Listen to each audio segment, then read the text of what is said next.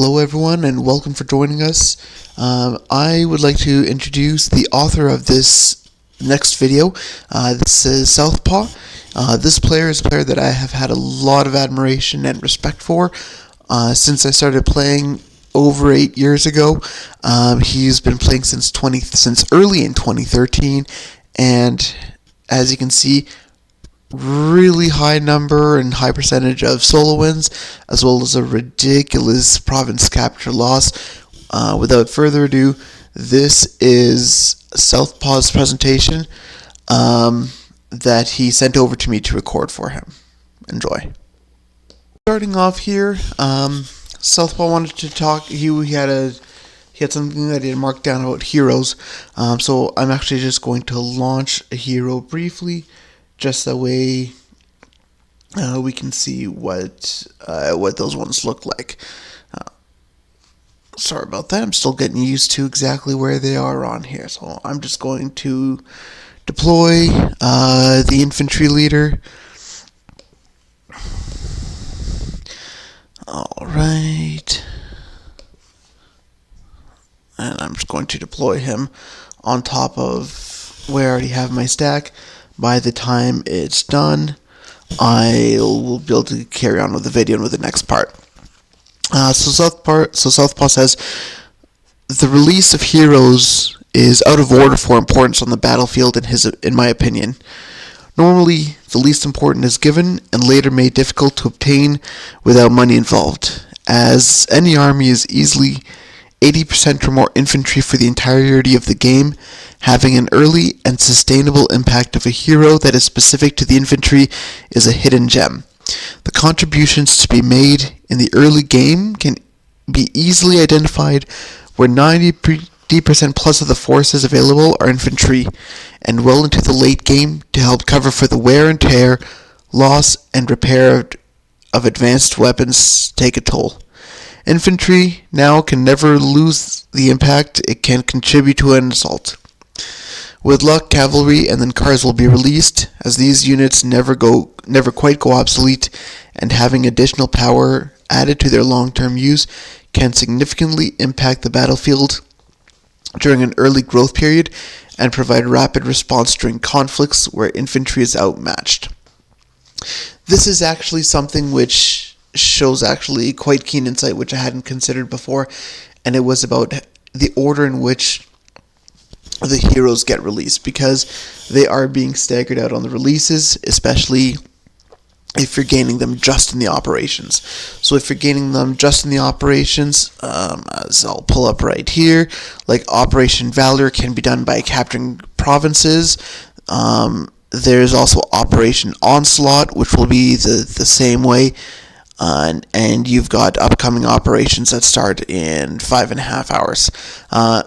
You'll also have Hero Payday, which is fairly standard to what they've done with the release of Stormtroopers and cards. And Zeppelins. And that's a good mix, as long as they don't get away from these other operations, which will continue to allow newer players to get their heroes and develop them at any time of when they're joining.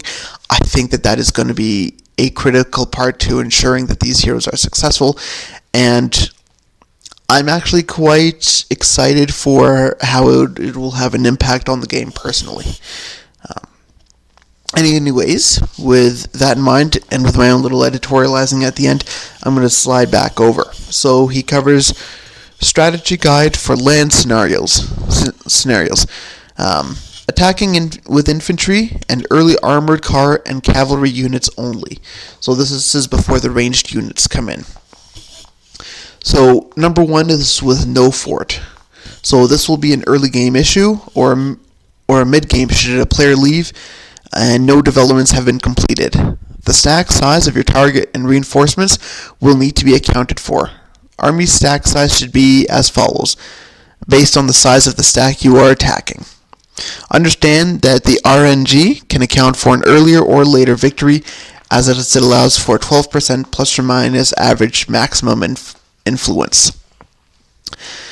After that, he covers into defensive stacks with 20 or less So you want 20 or less units with no armored cars. If cavalry is available, included into the stack you will use. It should be no less than 50 available if there are no reinforcements that can arrive before the third attack hour is completed. If the stack that is attacking you is AI, then armored cars are not required, as AI will remain on... if the stack that you are attacking is AI, then armored cars are not required, as AI will remain on defense, and adding to your defense with low offensive ability is a waste of resources. If you are attacking a defensive stack that contains that is, if the defensive stack you are attacking is at 20 and contains armored cars but less than 5, then cavalry is the offset to an armored car, and each registers about 2 times the unit strength of infantry, the armor in defense, the cavalry in offense. Include this in the calculations you intend to use with the stack. With armored cars in a defensive stack, increase them by 1 hour minimum time. The third note is for defensive stacks that have more than 20 units, but less than 50 with no armors in the stacks. As the additions of troop to a stack above 50 cap are not included in the attack value, there are several lines of thought. Which is chosen needs to be based on the availability of the defender's reinforcements and the time expected for them to arrive. There's another one that says, Section 1. No reinforcements expected, long battle, and lower losses. The use of a stack that contains an additional 10 troops for each hour expected in a battle will be needed to continue to use the available max cap at 50.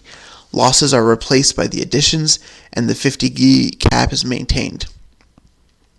So if reinforcements are expected prior to the capture of a city with shorter battles and larger losses, units of approximately 56 troops will be needed to attack the target, no less than 2 stacks at a spacing of 10 minutes.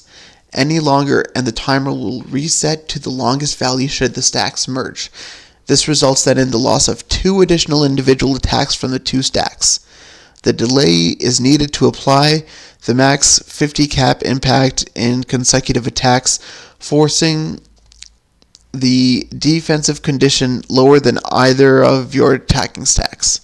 Time is on the side of the defender if success is in question. Troops in an enemy province will lose morale and condition far faster than those defending. Time is critical then. Order the first stack to attack the city, the second to attack the forces in defense. The end result will be the same for the assault, but the possibility of the forces merging is lower through the selection of separate targets. Another way of doing this, which I've discovered and used, is I will split them off, where I will have my second half of the stack going about 5 to 10 minutes past the city, or adding a target going backwards towards my provinces to keep them safe from being sniped. And this also creates a desired flower effect as well. Thank you very much for watching, thank you for listening, and thank you so much for Southpaw for submitting this. If anyone wants to submit their own videos that they recorded themselves, they can do so. If they have content they want me to cover, they can either send me an outline or they can send me a script, and I will definitely find clips from the game that I can use to film and include it in there as well. Thanks for listening, and thanks again, Southpaw.